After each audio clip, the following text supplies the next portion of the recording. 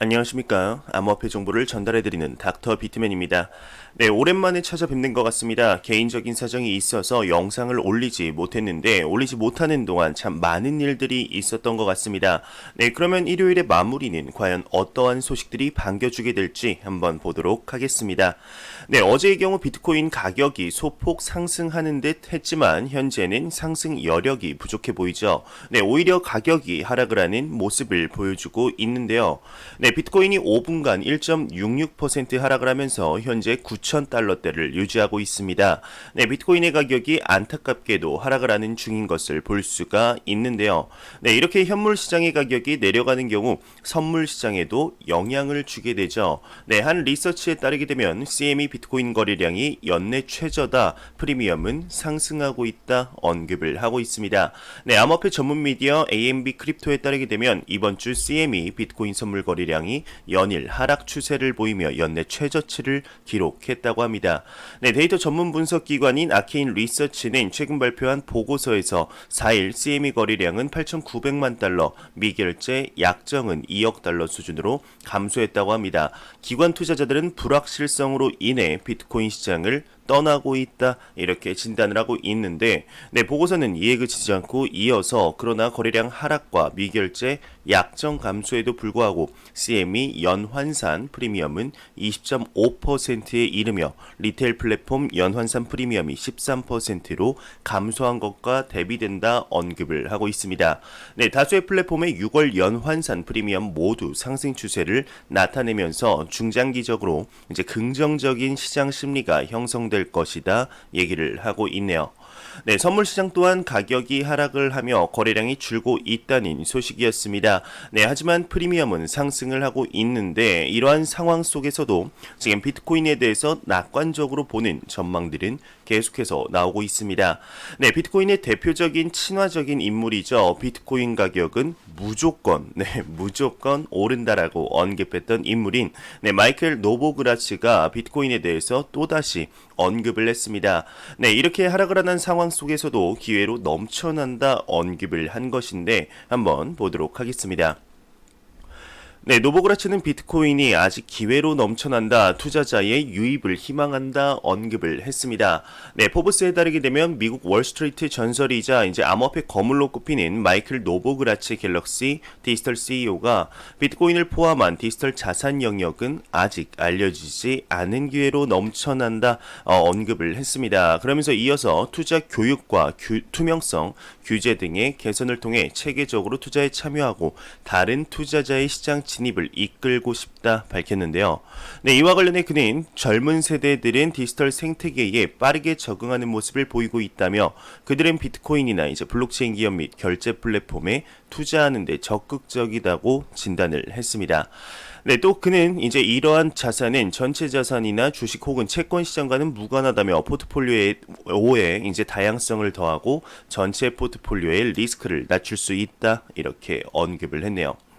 네, 마이크 노보그라츠의 언급을 보았습니다. 이제 암호화폐 시장은 노보그라츠의 언급처럼 이제 알려지지 않은 영역이 맞죠.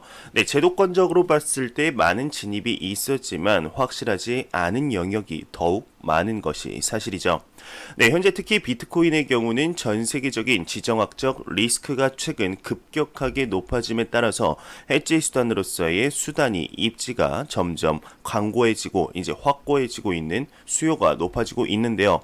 네, 물론 아직까지 완벽한 해지 수단인 금의 입지를 따라가려면 아직 멀었습니다. 하지만 태어난 지 10년 남짓한 자산이 이 정도로 상승했다는 것 자체가 놀라운 일이 아닌가 생각이 듭니다. 네, 다른 자산과의 연관성이 가장 낮은 자산인 비트코인의 본인 자산의 1% 정도는 포트폴리오에 추가하는 게 어떻겠냐는 의견들이 비단 노보그라츠뿐만 아닌 다른 전문가들 또한 권장하는 방법인데요. 네, 앞으로 10년 후면은 2030년이죠. 멀고도 길게 느껴지지만 어쨌거나 올 수밖에 없는 시간입니다. 네, 과연 2030년에는 암호화폐 시장, 디지털 화폐 시장이 어느 정도의 수요가 있게 될지 얼마 전 CFTC 의장이었죠. 네, 지안 카를로의 경우는 디지털 달러 재단 설립을 했습니다. 네, 미국에서 디지털 달러 재단을 설립했다. 거기에 미 연방준비위원회가 포함이 되어 있다. 네, 대충 감이 오시리라 생각이 듭니다. 네, 시대는 바뀌게 되어 있는 것 같네요. 네, 그 흐름에 언제 편승하느냐가 중요하지 않을까 생각이 드는데, 이러한 얘기들을 이제 하게 되면 가끔씩 들려오는 얘기가 이제 디지털 달러랑 디지털 화폐랑 비트코인이랑 무슨 상관이냐, 상관없는 거 아니냐 이제 하시는 분들이 있는데 아니죠. 네, 디지털 화폐의 전신인 비트코인인데 이제 상관이 없을래야 없을 수가 없습니다. 네, 전 세계적으로 CBDC가 확산이 된 시작점이 바로 리브라죠. 네, 페이스북의 리브라 프로젝트 이후 CBDC의 활발한 전개 개발이 이루어졌습니다. 네, 디지털 화폐의 시장의 성장은 암호화폐 시장에 무조건 영향을 줄 수밖에 없을 것으로 저는 개인적으로 생각이 드네요. 네, 한번 앞으로의 10년 뒤 어떠한 규모로 바뀌어 있을지 지켜보도록 하겠습니다. 네, 현재 비트코인의 강세장을 기다리시는 분들도 많겠지만 이제 2017년 말부터 2018년 초까지 이어졌던 암호화폐의 강세장에 투자하셨던 분들이라면 오히려 비트코인보다 알트코인의 강세장을 많이들 기다리시지 않을까 생각이 듭니다. 네, 바이낸스의 리서치에서 이에 대해 최신 보고서를 준비했는데요. 네, 과연 어떠한 내용을 준비했을지 한번 보도록 하겠습니다. 네, 바이낸스의 리서치 알트코인 버블 다시 올까에 대해서 언급을 했습니다. 네, 알트코인의 계절은 지금부터 시작될까라는 제목의 최신 보고서가 나왔습니다. 네, 3월 6일 발표한 바이낸스 리서치의 보고서에서는 이제 시장 상황에서 알트코인의 강세 시세를 눈에 띄는 트렌드라고 지적을 했는데, 네, 현물 거래나 선물 거래 모두 이제 시장에서의 비트코인 거래량이 저하되고 바이낸스 거래량에서 비트코인을 기축 통화로 한 거래량 또한 감소를 했다고 합니다. 네, 실제로 현재 비트코인의 더미넌스 이제 자체가 너무 높아서 알트코인의 계절, 즉 알트코인의 강세장이 오려면 아직 멀었다라는 내용이 많았죠. 네, 알트코인의 강세장이 오기 위해서는 비트코인 도미넌스가 현 수준에서 20% 정도 내려간 40% 정도가 아니면 그 이하로 내려가야 한다는 게 많은 전문가들의 추측인데요. 네, 이러한 도미넌스량이 퍼센테이지가 오기 위해서는 비트코인의 가격이 일정 수준까지 하락을 하거나 대규모 신규 자금이 유입되어야 하는데, 네, 참 안타까운 것 같습니다. 네, 그러면 다시 일단 기사로 돌아가 보도록 하겠습니다. 네, 2월의 암호화폐 시장은 한 달의 절반까지는 순조롭게 증가를 해 3천억 달러를 넘어섰지만 달의 후반에서는 크게 감소를 하고 1월에 시가총액 밑돈인 2,490억 달러였다고 합니다. 네, 거래량은 1월보다 69% 증가했다고 하는데, 네, 그래서 이제 바이낸스 리서치가 주목한 것이 비트코인의 점유율의 변화라고 합니다. 네, 아까 언급한 바와 같이 도미넌스 얘기가 나오네요. 네, 비트코인 시장 점유율이 이제 63%에서 64%로 이제 저하한 데다가 바이낸스의 비트코인 거래량의 비율이 1월 40에서 27%로 급격한 변화를 보인 것인데요. 네, 아까 이제 제가 언급한 바와 같이 비트코인 더미넌스, 즉 암호화폐 시가총액에서 비트코인의 시가총액이 줄어야 알트코인들이 제각각 움직임을 볼 수 있다. 이렇게 언급을 했습니다. 네, 비트코인의 거래량이 대폭 줄었다 이 얘기를 한 거죠. 네, 현재 이 기사에서 나온 그래프를 보더라도 2019년 7월부터 2020년 1월까지 높았던 그 비트코인의 거래량이 2월 들어서 급격하게 줄어든 것을 눈으로 볼 수가 있네요. 네, 그럼 다시 일단 기사로 넘어가 보도록 하겠습니다. 네, 이 수준은 이제 2019년 6월과 동등한 수준이지만 2월에 알트코인 거래 대금을 주도한 것이 이제 이더리움이고 월간 총 거래량은 158.6%가 증가를 했다고 합니다. 네, 기타의 알트코인에서는 리플, 체인링크, 바이낸스 코인, 테조스, 라이트코인도 크게 거래량을 늘렸다고 하는데, 네, 바이낸스 리서치 같은 경우는 이러한 추세가 지속되면 트레이더나 투자자들이 알트코인에 대한 강한 의혹을 이제 확인할 수 있을 것이라고 분석을 했습니다. 네, 하지만 이 데이터는 2월에만 한정된 데이터라고 언급을 하고 있는데, 네, 그래서 명확히 알트코인의 트렌드다 말하기가 조금 그런 것이죠. 네, 그 밑에는 그리 중요하지 않은 얘기라 넘어가도록 하겠습니다. 네, 현재 비트코인의 강세장뿐만 아니라 이제 알트코인의 강세장이 참 중요한 시기다 이런 생각이 드는데요.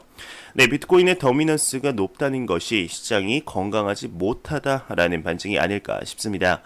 네, 알트코인들 또한 각자의 목적에 맞게 움직여야 하는데 현재의 시장 상황은 안타깝게도 비트코인이 상승하면 알트코인이 상승하고 하락하면 하락하는 모습을 꾸준히 보여주고 있죠.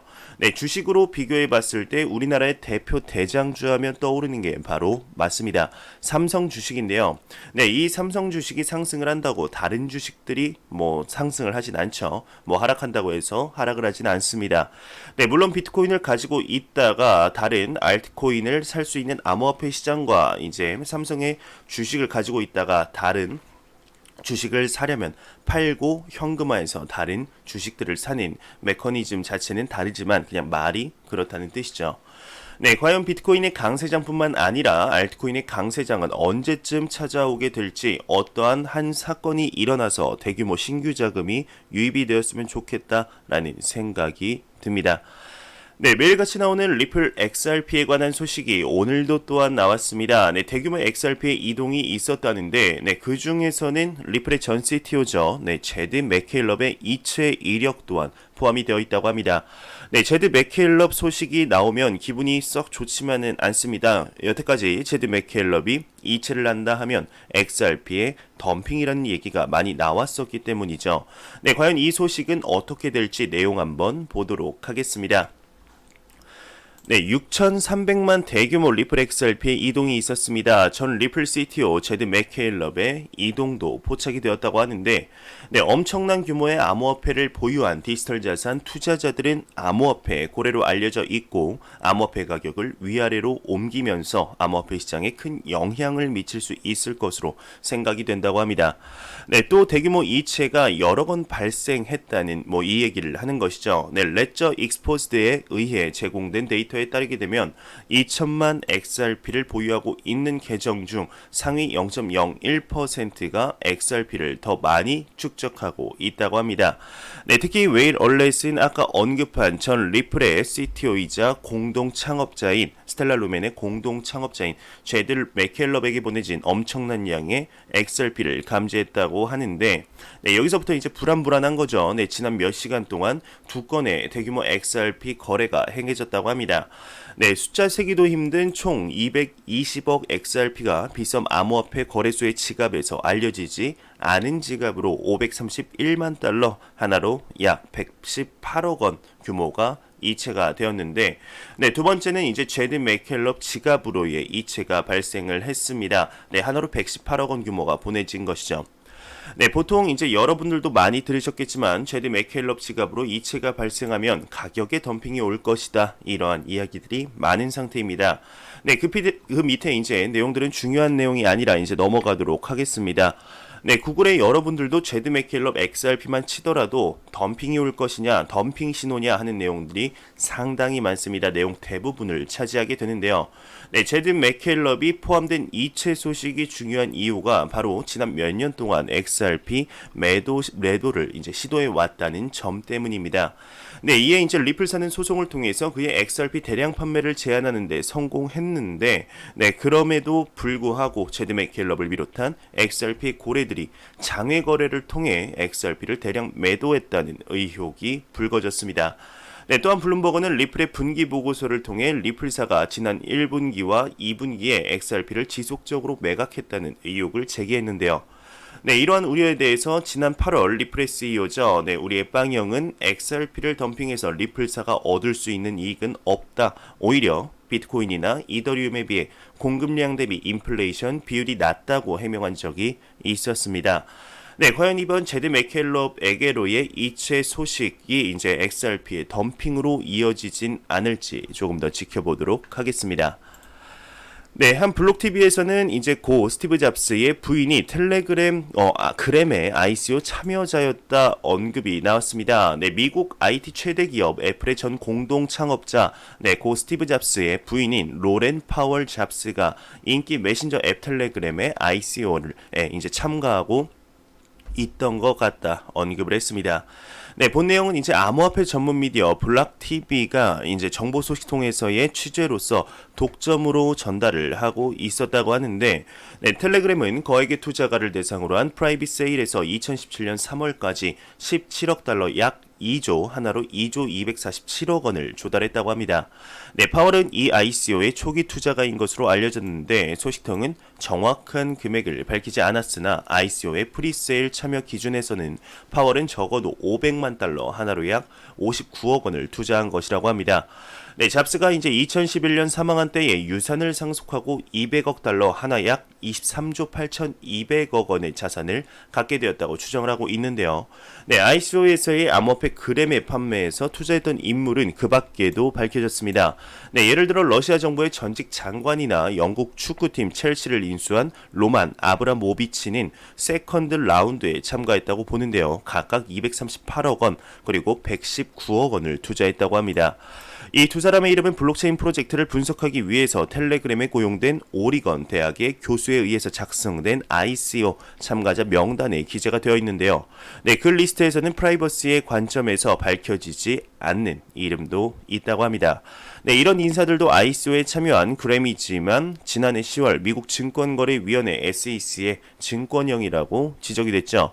네, 발행에 이용되고 있는 톤 블록체인 이제 네트워크 개발에 대해서 SEC는 긴급 정지 명령을 발령했습니다. 이 지적과 싸우는 자세를 나타낸 텔레그램과 SEC의 싸움은 법정으로 이어져 업계에서도 큰 주목을 받고 있죠. 네, 이러한 소식과 더불어 이제 프랑스 당국에서는 이제 화폐의 법적 지위 자격을 비트코인에게 주었습니다. 네, 무슨 얘기인지 한번 보겠습니다. 네, 프랑스의 경제지 보도에 따르게 되면 비트코인은 현재 프랑스에서 화폐의 공식 지위를 갖고 있다고 합니다. 네, 비트코인은 지난 2월 말 암호화폐에 관한 결정에서 법원에 의해 인정받았으나 지금에야 공개가 되었다고 하는데, 네, 앞서 언급한 판결은 낭테르의 상사법원이 비트코인을 피아트 화폐죠, 법정 화폐와 유사하며 대체 가능한 무형 자산으로 인정을 했습니다. 네, 대형 로펌 변호사들은 이 결정이 이제 비트코인을 법적으로 돈으로 사용할 수 있게 되었다고 언급을 하고 있는데요. 네, 그것은 프랑스에서 비트코인의 거래 예수에 박차를 가하여 대출, 거래 등의 암호화폐 시장을 보다 유동적인 것으로 만들어야 한다, 이렇게 언급을 했네요. 네, 앞서 비트코인은 독일이 유럽에서 처음으로 비트코인의 법적 지위를 부여하고 이를 개인자금이나 금융수단으로 인정했다는 소식으로 화제를 모았었습니다. 네, 안 보고 가면 섭섭하겠죠. 크립토 공포 탐욕 지수입니다. 전날보다 1포인트 내린 38을 기록하며 투자 심리가 소폭 위축이 되었는데, 네, 이 지수는 0이면 공포, 100이면 낙관으로 보시면 될 것 같습니다. 이 공포 탐욕 지수 같은 경우는 유동성, 거래량, SNS 언급량, 설문조사, 그리고 비트코인의 더미넌스, 구글 검색량 등을 기준으로 종합적인 데이터라고 하네요.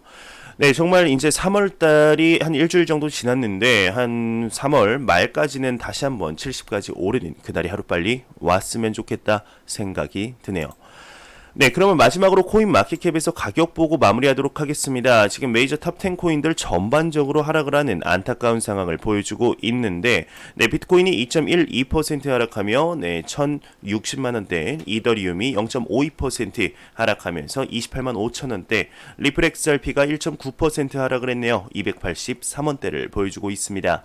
네, 비트코인 더미넌스 같은 경우도 전날과 크게 다르지 않는 63.3%로 암호화폐 시장에 매우 강력한 비트코인의 시가총액 점유율을 볼 수 있겠네요. 네, 제가 준비한 소식은 여기까지입니다. 영상이 도움이 되셨다면 구독과 좋아요 그리고 광고 한 편만 처음부터 끝까지 시청해 주시기 바랍니다. 이 채널은 오직 광고 수익으로 운영이 되게 됩니다.